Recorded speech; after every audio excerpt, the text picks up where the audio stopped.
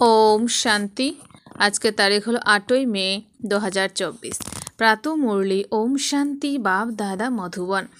आजकेर मुरलीते बाबा बोलेছেন मिष्टि बाच्चारा বিশ্বের সব আত্মারা এখন জ্ঞানহীন এবং দুঃখী, তোমরা তাদের উপরে উপকার করো। বাবার পরিচয় দিয়ে তাদের খুশিতে নিয়ে এসো, তাদের চোখ খোলো। প্রশ্ন, যে কোনো সেন্টারের বৃদ্ধির আধার কি? উত্তর, নিঃস্বার্থভাবে সত্য হৃদয় দিয়ে সেবা। সেন্টারের বৃদ্ধি তখনই হবে যখন আমরা নিঃস্বার্থভাবে সত্য হৃদয় দিয়ে সেবা করব। তোমাদের যেন সার্ভিসের সদা আগ্রহ থাকে, তাহলে হুন্ডি মানে ভান্ডার ভরতে থাকবে। যেখানে সার্ভিস হতে পারে সেখানে ব্যবস্থা করা উচিত। কারো কাছে চাইবে না, চাইবার চেয়ে মরা ভালো। নিজে থেকে সব কিছু আসবে। তোমরা অন্যদের মতন চাঁদা আদায় করতে পারবে না। কোনো কিছু চাইলে সেন্টার পরিপূর্ণ হবে না, তাই কোনো কিছু না চেয়ে সেন্টারকে এগিয়ে নিয়ে যাও। ওম শান্তি। আত্মিক বাচ্চারা, রুহানি বাচ্চারা এখানে বসে আছে। বুদ্ধিতে এই জ্ঞান আছে কিভাবে শুরুতে আমরা উপর থেকে আসি।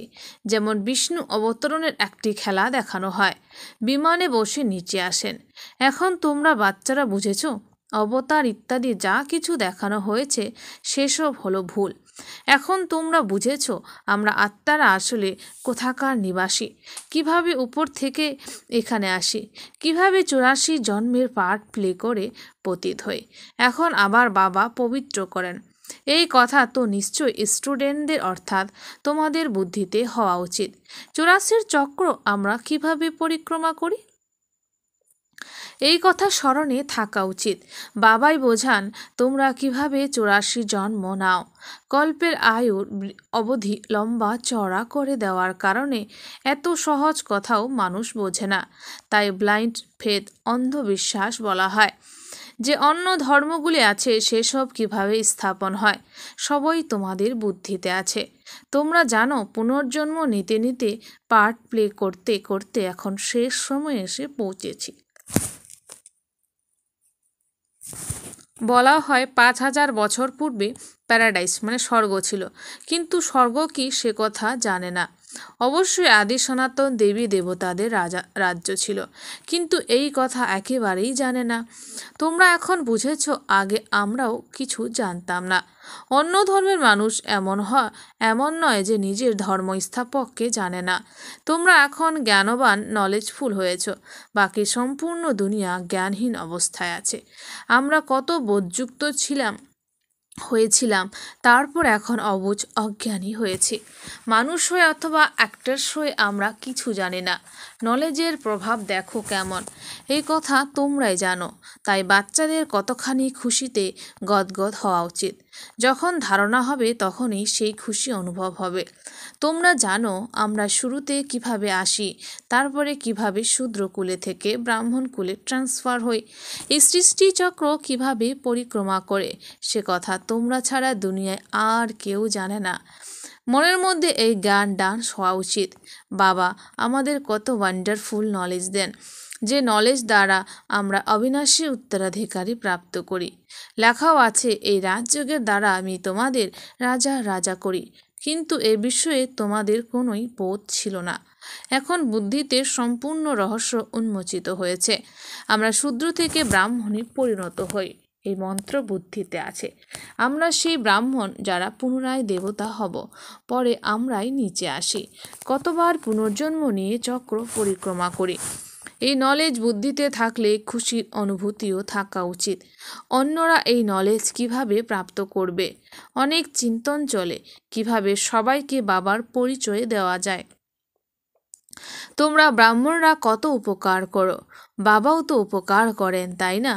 যারা একেবারে জ্ঞানহীন ছিল তাদের সদা সুখী করেন, তাদের চোখ খোলেন, খুশি তো হয়, তাই না? যাদের সার্ভিস করার শখ থাকে তাদের মনে এইরূপ ভাবনা আসা উচিত, অনেক খুশির অনুভূতি হওয়া উচিত।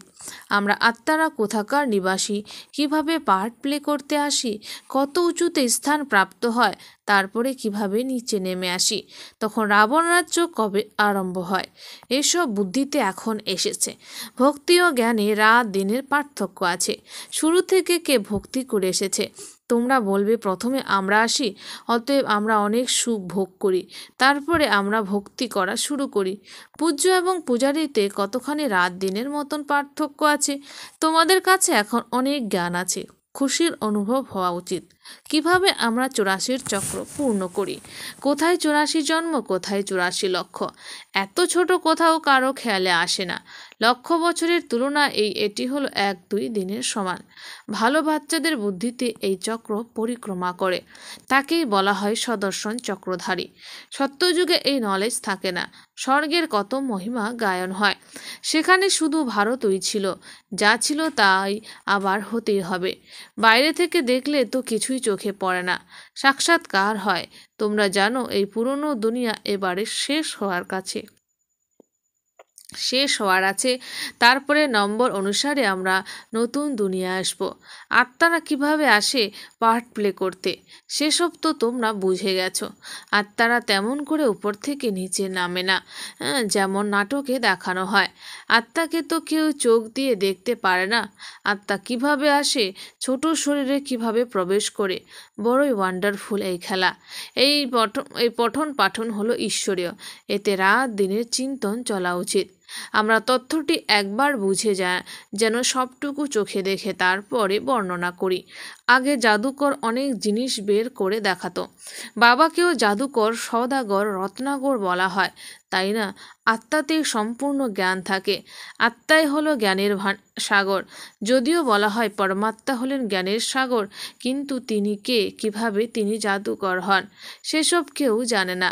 আগে তোমরাও বুঝতে না, এখন বাবাই সে দেবতায় পরিণত করেন। মনের মধ্যে কতখানি খুশির অনুভব হওয়া উচিত। একমাত্র বাবাই হলেন নলেজফুল, আমাদের পড়ানো উনি। এই কথা শুধু তোমরা বাচ্চারা জানো। এইসব দিন রাত স্মরণে থাকা উচিত।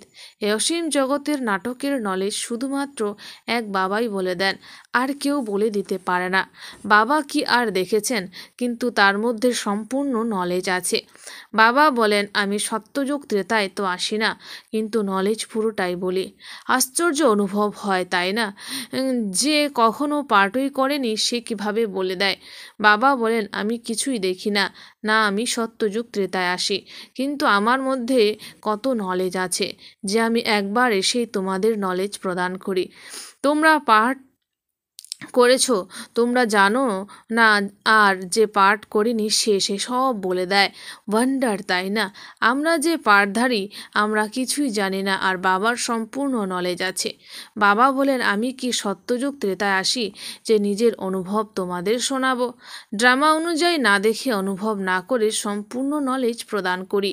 কতখানি ওয়ান্ডার! আমি পার্ট প্লে করতে আসি না, তবুও তোমাদের পুরো পার্ট বোঝাই। এই জন্যই আমায় নলেজফুল বলা হয়। অতএব বাবা বলেন, এবারে মিষ্টি মিষ্টি বাচ্চারা, নিজের উন্নতি করতে হলে নিজেকে আত্মা সুনিশ্চিত করো। এ হলো খেলা, তোমরা তবু এমন খেলায় খেলবে, দেবী দেবতা হবে, তারপরে অন্তিম সময়ে চক্র লাগিয়ে মানুষ হবে। ওয়ান্ডার অনুভব হওয়া উচিত, তাই না? বাবার মধ্যে এই নলেজ এলো কিভাবে? তার তো কোনো গুরু নেই।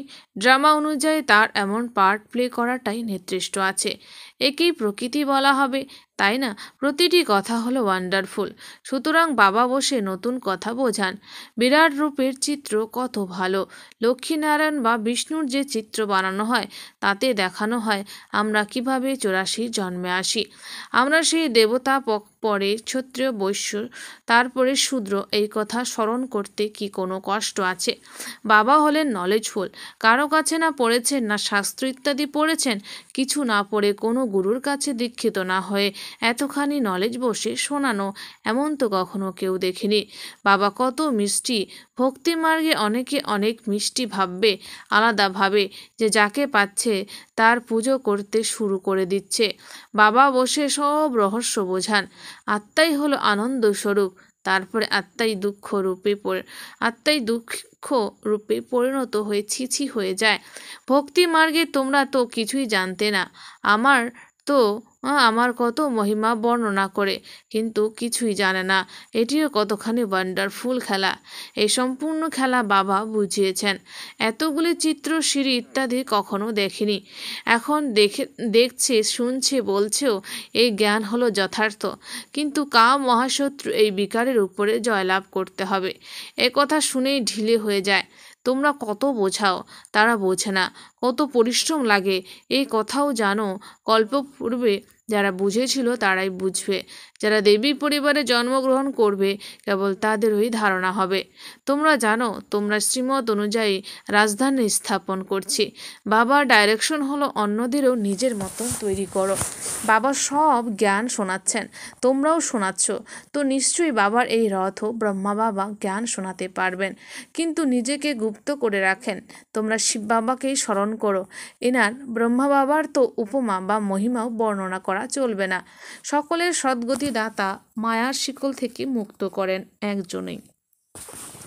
বাবা কিভাবে বসে তোমাদের বোঝাচ্ছেন এই কথা বাচ্চারা তোমরা ছাড়া কারো জানা নেই। মানুষ এই কথাও জানে না যে রাবণ কি জিনিস। প্রতি বছর রাবণকে দহন করে এফিজি কুশপুতলিকা তো শত্রুর বানানো হয়, তাই না? তোমরা এখন জেনেছ যে রাবণ হলো ভারতের শত্রু, যে ভারতকে এত দুঃখী কাঙ্গাল করেছে।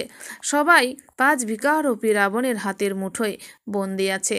বাচ্চাদের মনে এই ভাবনা আসা উচিত কিভাবে অন্যদেরও রাবণের হাত থেকে মুক্ত করা যায়। সার্ভিস করার জন্যে ব্যবস্থা করতে হবে। সত্য হৃদয়ে নিঃস্বার্থভাবে সেবা করতে হবে। বাবা বলেন এইভাবেই বাচ্চাদের হুন্ডি ভরপুর করি, অর্থাৎ ভাগ্যের খাতায় জমা বৃদ্ধি করি। ড্রামায় নির্দিষ্ট আছে সার্ভিসের খুব অবসর আছে, তখন সেবা করার জন্যে জিজ্ঞাসাবাদের প্রয়োজন থাকে না। বাবা বলে দিয়েছেন সার্ভিস করতে থাকো, কারোর কাছে কিছু চাইবে না। চাইবার চেয়ে মরণ ভালো। আপনা আপনি তোমাদের কাছে আসবে। চাইলে সেন্টারের শক্তি থাকবে না। কারো কাছে কিছু চেয়ে সেন্টারকে দাঁড় করাও, কিছু না চেয়ে সেন্টারকে দাঁড় করাও, আপনা থেকে সব কিছু আসবে, তাতেই শক্তি থাকবে। যেমন বাইরে চাঁদা আদায় করে তেমন তোমরা করবে না। মানুষকে তো কখনো ভগবান বলা যায় না। জ্ঞান হলো বীজ, বীজ রূপ বাবা বসে তোমাদের জ্ঞান দিচ্ছেন। বীজ হলো নলেজফুল, তাই না? ওই পার্থিব বীজ বর্ণনা তো করতে পারবে না। তোমরা বর্ণনা করে থাকো, সব কথা বুঝতে পারো।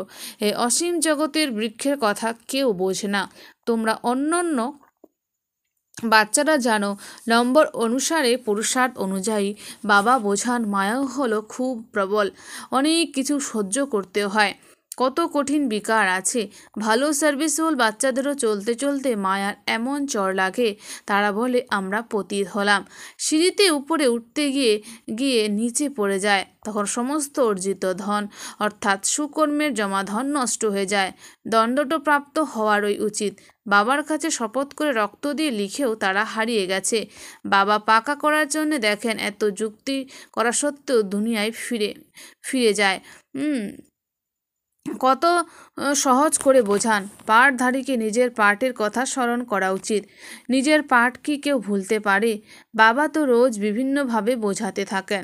তোমরা অনেককে বোঝাও, তবুও বলে আমরা বাবার সামনে যাব। এ তো হলো বাবারই ওয়ান্ডার। রোজ মুরলি চালান। তিনি হলেন নিরাকার, নাম রূপ দেশ কাল তো নেই, তাহলে মুরলি শোনাবেন কিভাবে? ওয়ান্ডার অনুভব করে, তারপরে পাকা হয়ে আসে। ইচ্ছে হয় এমন বাবা যিনি অবিনাশী উত্তরাধিকার দিতে আসেন, তার সঙ্গে দেখা করি। এভাবে পরিচয় পেয়ে এসে দেখা করলে বাবার কাছ থেকে জ্ঞানরত্ন ধারণ করতে পারবে, ভালোভাবে শ্রীমতের পালন করতে পারবে। আচ্ছা, মিষ্টি মিষ্টি হারানিধি বাচ্চাদের প্রতি মাতা পিতা বাপদাদার স্মরণে স্নেহ সুমন আর সুপ্রভাত। আত্মাদের পিতা তার আত্মারূপী বাচ্চাদেরকে জানাচ্ছে নমস্কার। আমরা সমস্ত আত্মারূপী বাচ্চারা জানাই মাতা পিতা বাপদাদাকে স্নেহ সুমন আর নমস্কার। ধারণার জন্য মুখ্য সার: 1 নম্বর, জ্ঞানকে জীবনে ধারণ করে খুশিতে গদগদ হয়ে থাকতে হবে। জ্ঞানকে জীবনে ধারণ করে খুশিতে গদগদ হয়ে থাকতে হবে। ওয়ান্ডারফুল জ্ঞান এবং জ্ঞান দাতাকে স্মরণ করে জ্ঞান ডান্স করতে হবে। 2, নিজের পার্টের স্মরণে থাকতে হবে, অন্যদের পার্টকে দেখবে না। মায়া খুব প্রবল, তাই সাবধান থাকতে হবে। নিজের উন্নতিতে ব্যস্ত থাকো, সার্ভিস করার শখ রাখো। বরদান, কেউ খুব ভালো হলে তার দ্বারা প্রভাবিত হওয়ার পরিবর্তে সেই ভালোটাকে নিজের মধ্যে ধারণ করে পরমাত্ম স্নেহী ভব। কেউ খুব ভালো হলে তার দ্বারা প্রভাবিত হওয়ার পরিবর্তে সেই ভালোটাকে নিজের মধ্যে ধারণ করে পরমাত্ম স্নেহী ভব। স্পষ্টীকরণ: যদি পরমাত্ম স্নেহী হতে চাও তো বডি কনসাসের প্রতিবন্ধকতাকে চেক করো। কিছু কিছু বাচ্চা বলে এ খুব ভালো বা এই বোন দিদি খুব ভালো, সেই জন্য একটু করুণা হয়। কারোর কোনো শরীরের সাথে বন্ধন থাকে তো কারোর কোনো বা গুণ বা বিশেষত্বের প্রতি, কিন্তু এই বিশেষত্ব বা গুণের দাতাকে। কেউ যদি ভালো হয় তবে ভালো গুণটিকে ধারণ করো, কিন্তু গুণের দ্বারা প্রভাবিত হয়ে যেও না। ডিট্যাচ আর বাবার প্রিয় হও। এরকম প্রিয় অর্থাৎ পরমাত্ম স্নেহী বাচ্চারা সর্বদা সেফ থাকে। স্লোগান: সাইলেন্সের শক্তিকে ইমার্জ করো তো সেবার গতি ফাস্ট হয়ে যাবে। সাইলেন্সের শক্তিকে ইমার্জ করো তো সেবার গতি ফাস্ট হয়ে যাবে। আচ্ছা, ওম শান্তি। ধন্যবাদ বাবা আজকের এই সুন্দর মিষ্টি মুরলির জন্য।